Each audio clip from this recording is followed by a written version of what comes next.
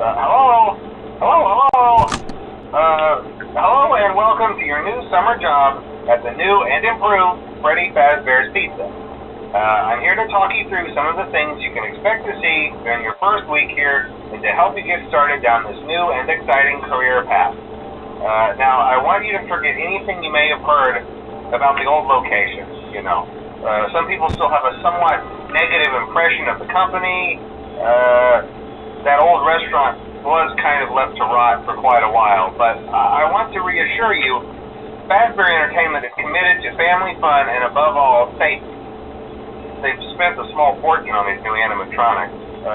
Facial recognition, advanced mobility, they even let them walk around during the day. Isn't that neat? But most importantly, they're all tied into some kind of criminal database so they can detect a predator a mile away. Heck, we should be paying them to guard you. Now that being said, no new system is without its kinks. You're only the second guard to work at that location. The first guy finished his week but complained about conditions. We switched him over to the day shift. So, hey, lucky you, right? Mainly he expressed concern that certain characters seemed to move around at night and even attempted to get into his office. Now, from what we know, that should be impossible. That restaurant should be the safest place on Earth. So while our engineers don't really have an explanation for this, the working theory is that the robots were never given a proper night mode.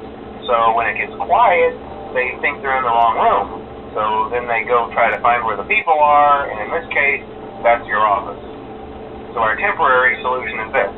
There's a music box over by the prize counter, and it's rigged to be wound up remotely. So just every once in a while, switch over to the prize counter video feed and wind it up for a few seconds. It doesn't seem to affect all of the animatronics, but it does affect one of them.